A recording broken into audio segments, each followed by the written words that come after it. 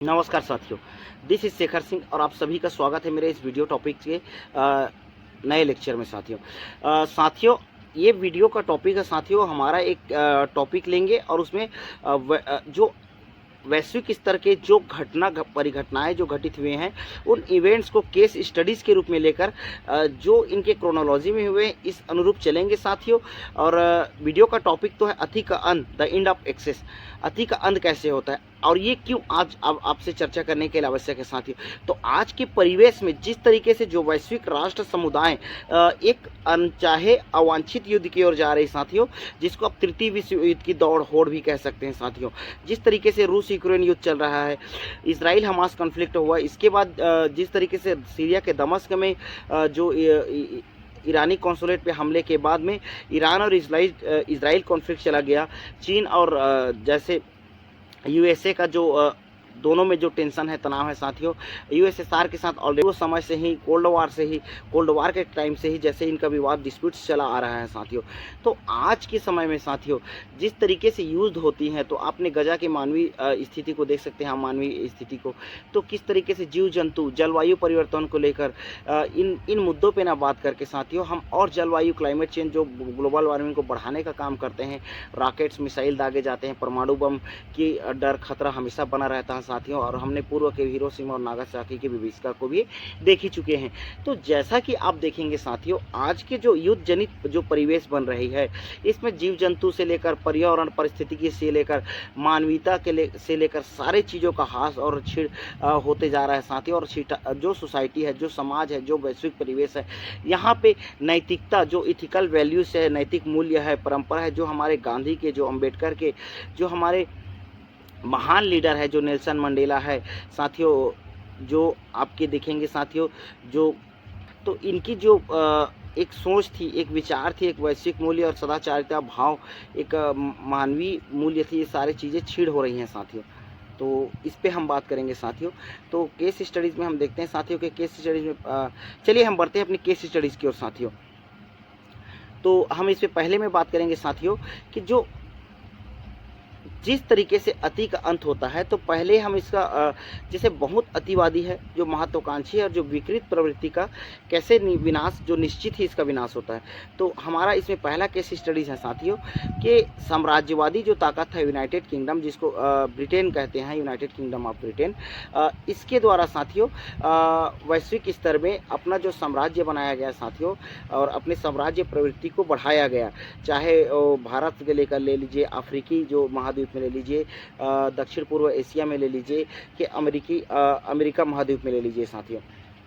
तो इनका जगह जगह में कॉलोनी रहा और ये अपने आप को साम्राज्यवादी शक्ति बनाकर कॉलोनीज बनाई, उपनिवेश बनाए जगह जगह पे।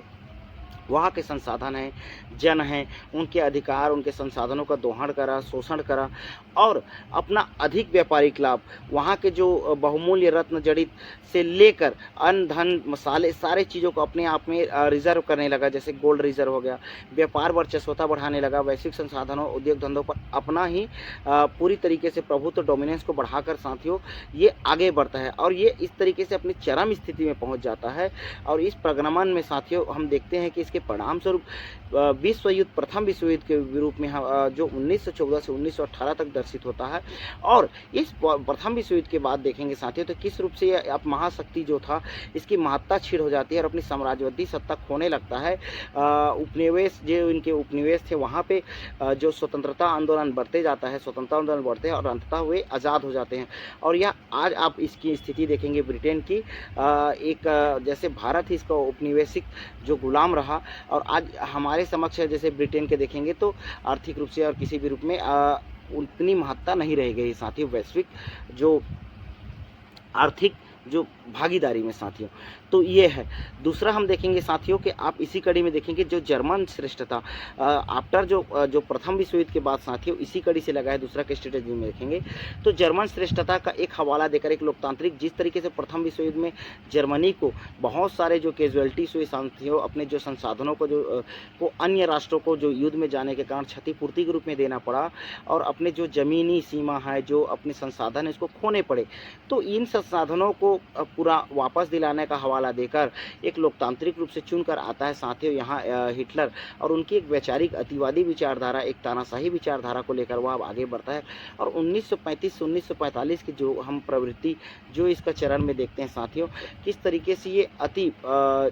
आर्य श्रेष्ठता की ओर बढ़ता है और यहूदी जो जेविश पीपल है इसको होलोकास्ट के कुएं के भट्टी में ढकेल देता है साथियों, गैस चेंबर में डालकर लोगों का नरसंहार करता है, द्वितीय विश्व युद्ध में पूरे विश्व को ढकेल देता है। और आप देखेंगे तो अंततः द्वितीय विश्व युद्ध के बाद इसको विनाश लीला देखना पड़ता है साथियों, और यह इसकी जो वर्चस्वता थी, जर्मन श्रेष्ठता, सारे खत्म हो जाती हैं। और ये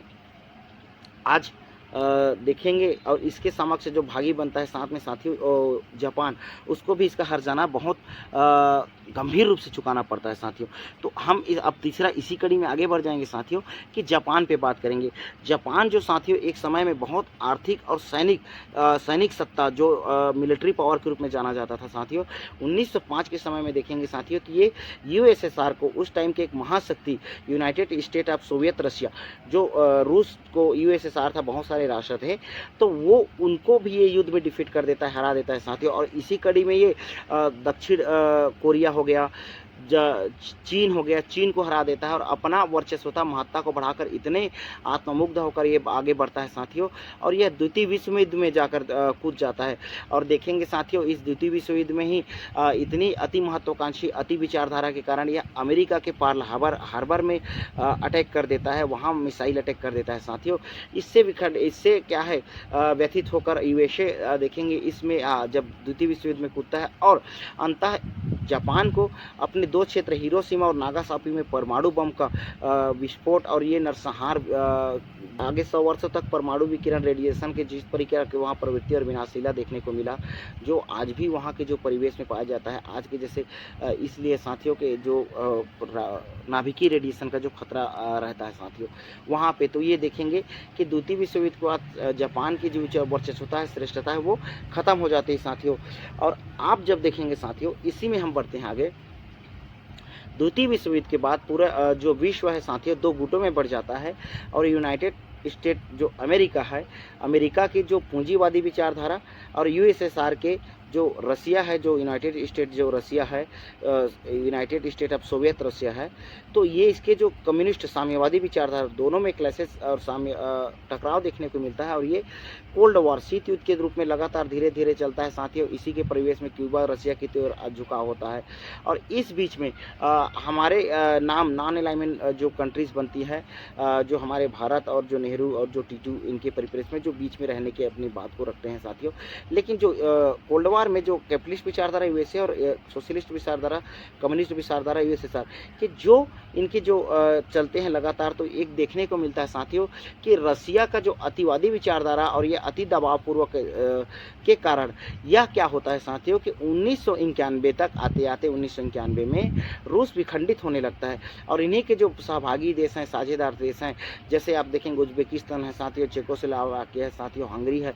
ये इनसे अलग होकर, रूस से अलग होकर, इनके अति कम्युनिस्टवादी विचारधारा से अलग होकर अपने डेमोक्रेटिक स्टेट बनाने के लिए, लोकतांत्रिक प्रक्रिया में आने के लिए वे रूस से अलग हो जाते हैं। और यूएसएसआर जो है विखंडित हो जाता है 1991 में, उनके अति विचारधारा की वजह से है। ये भी एक एग्जाम्पल है साथियों कि द एंड ऑफ एक्सेस, अति का अंत, जो हमारे महापुरुषों ने, जो महाकवियों ने, जो हमेशा एक खाना, मुहावरे और कहावते के रूप में कहा जाता है साथियों कि अति का अंत होता है। अब इसी कड़ी में देखिए अब क्या होता है, जो यूनाइटेड स्टेट ऑफ अमेरिका की जो कैपिटलिस्ट विचारधारा है, पूंजीवादी विचारधारा अब स्थापित हो जाती है समाज में, और वो आगे बढ़ता है, और यूएसएसआर विखंडित हो जाता है, कम्युनिस्ट विचारधारा में खत्म हो जाती है। और ये जैसे आगे बढ़ता है तो वर्ल्ड हेजेमन जो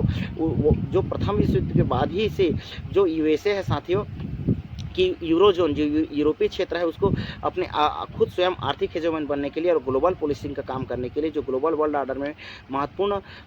अपना रोल भूमिका अदा करने के लिए वो आर्थिक रूप से मदद देना, आर्थिक लाभ देना यूरोजोन को, और रिकंस्ट्रक्शन करना, पुनर्निर्माण करना उसने प्रारंभ कर दिया था। वो आते आते साथियों यूएसएसआर के विखंडन में और कोल्ड वॉर के बाद में ये महान जो आप देखेंगे पूंजीवादी और एक great empire, great capitalist country के रूप में स्थापित हो जाता है, और लोकतांत्रिक राष्ट्र के रूप में भी, तो देखेंगे आज इसका वर्चस्वता बहुत ज़्यादा हेजमन बढ़ जा रहती है। लेकिन इसी से एक लाभ और एक अवसर अपॉर्चुनिटी पाकर जो पूर्व जो राष्ट्रपति रहे यूएसए के, उसके चीनी दौरे के बाद में वो एक लाभ पाकर साथियों चीन किस तरीके से अग्रसर होते रहता है, उन्मुख होते रहता है, इस बीच देखने को मिलता है यूएसए की जो अतिवादी विचार, अति पूंजीवादी विचारधारा है, इसके स्वरूप 2008-9 में रिसेशन देखने को मिलता है, आर्थिक मंदी देखने को मिलता है। और जो 9/11 का जो हमला होता है, जो वर्ल्ड ट्रेड जो सेंटर है यूएसए के, इसमें साथियों जो इस्लामिस्ट जो टेररिस्ट है, इसके द्वारा जो अटैक किया जाता है, प्लेन को उसमें जाके टकरवा दिया जाता है। तो यूएसए के जो सिक्योरिटी, जो इंटरनल सिक्योरिटी को लेकर है, उसके जो सीआईए को लेकर है, और उनके जो सिक्योरिटी को लेकर एक प्रश्न चिन्ह उठते हैं साथियों। और जो रिसेशन के बाद आर्थिक रूप से प्रश्न उठते हैं, तो इनमें एक जो हेजेमन बनने की थी, और यहाँ से ये छीड़ होते जाता है। और आज देखते हैं हम 2024 तक आते आते यूएसए किस तरीके से वर्ल्ड पावर पॉलिटिक्स में और वर्ल्ड जो इकोनॉमिक पॉलिटिक्स में उसकी महत्ता छीड़ हो गई, और किस तरीके से इसके बाद नए अवसर पाकर चीन आगे आता है, चीन अग्रसर होता है। और आज विश्व स्तर में उसकी जो हेजेमनी बढ़ी है, जो छोटे आइलैंड नेशंस है, जैसे उनको अपना इंफ्रास्ट्रक्चर ब्याज कर्ज तले में डालकर ये अपने वर्चस्वता बढ़ा चुका है। जैसे श्रीलंका का हम टोटन पोर्ट देख सकते हैं, मालदीव में देख सकते हैं, और अन्य इस तरीके से छोटे राष्ट्रों में, जो द्वीपीय राष्ट्र में देख सकते हैं। पाकिस्तान में जैसे चाइना पाकिस्तान इकोनॉमिक कॉरिडोर हो गया, जो ग्वादर पोर्ट का जो डेवलपमेंट हो गया, जो one belt one road project है साथियों, जो सिल्क रूट के रूप में जिनको जाना जाता है, जो उसके प्राचीन जो डायनेस्टीज है, हाइन डायनेस्टीज है, चीन उसको अपने वर्चस्वता को बढ़ाने के लिए ईस्टर्न पूर्वी क्षेत्र में पहुंच गया। और सारे क्षेत्रों में जो सिल्क रूट के तरीके से उनका पहुंचना, वर्चस्वता बनना, सैनिक बेस बनाना, जिबूती हो गया, सैनिक जैसे हर एक जगह में अपने सैनिक बेस बनाना, नेवल बेस बनाना, इसमें चीन ने आगे आकर अपने महत्ता इसमें प्रतिस्थापित कर चुकी है साथियों। ठीक है साथियों, तो ये भी एक अतिवादी विचारधारा है साथियों। जैसा कि हमारा टॉपिक है, अति का अंत होना ही है एक समय। रसिया का हमने देखा यूएसएसआर विखंडन, और आज किस तरीके से फिर वो युद्ध के रूप में अपनी महत्ता खो चुका, रूस यूक्रेन युद्ध देखेंगे, और अन्य जगहों में वो इन्वॉल्व होते जा रहा है साथियों। आप देखेंगे कि देखो, जो एक समय में शोषण का शिकार हुआ, शोषण झेल चुका था इसराइल, और वो जर्मन से जो यहूदी शोषण होकर वो माइग्रेट कर प्रवास होकर इसराइल राष्ट्र बना, वो किस तरीके से अति यहूदी के प्रवृत्ति में, अपनी एक राजनीतिक विचारधारा में, डेमोक्रेटिक प्रवृत्ति में, और एक सैनिक शक्ति और एक टेक्नोलॉजिक एडवांसमेंट होने के कारण इतनी वर्चस्वता दिखा रहा है साथियों। तो यह कहीं ना कहीं विनाश की ओर उन्मुख होने की बात करता है। और आज देखेंगे ईरान भी अपने पूर्व के जो पर्शियन जो वर्चस्वता है, जो पर्शियन जो इतिहास है, पर्शियन जो श्रेष्ठता थी, इसको लेकर साथियों किस तरीके से ईरान भी आपको देखने को मिलता है कि वो आगे आता है, और वो इस कृत्य को, इस चीज़ों को अंजाम देता है साथियों, कि आज विश्व तृतीय विश्व युद्ध के मुहाने पर जा खड़ा हुआ है साथियों। हम इसी कड़ी में देखेंगे तो भारतीय परिस्थिति प्रवृत्ति में भी एक अति हिंदूवादी वैचारिक व्यवस्था को लेकर, एक अलग से राजनीतिक प्रवृत्ति और सिद्धांत को लेकर जिस तरीके से आज बढ़ा जा रहा है साथियों, एक विकृत परिवेश, विकृत सोसाइटी, विकृत समाज बनाया जा रहा है। तो ये भी कहीं ना कहीं हमें उन चीज़ों को जो पूर्व में हमने देखा, जो पूर्व में हमने जो अभी बात करा, इन केस स्टडीज़ का अध्ययन करते हुए हमें ये ध्यान रखना चाहिए कि हमें अपनी जो सांस्कृतिक विन्यास परंपरा है, जो हमारी जो डिप्लोमेटिक, जो विखंडित जो नीति की राह पर न जाएं, हमें एक निर्माणकारी ऐसे परिवेश में जाना चाहिए, और लोगों को आगे लेकर आना चाहिए, ताकि हम उन चीज़ों से बच सके जो पूर्व में, जो इतिहास में जिन राष्ट्रों ने वैश्विक स्तर में गलती किया है, उन परिस्थितियों के साथ। ठीक है साथियों, नमस्कार। इतना ही वीडियो में आप बने रहिए हमारे वीडियो और चैनल के साथ। लिंक सब्सक्राइब करिए, लाइक करिए साथियों। ये हमने आपके समझ एक केस स्टडी लाया था साथियों। ठीक है।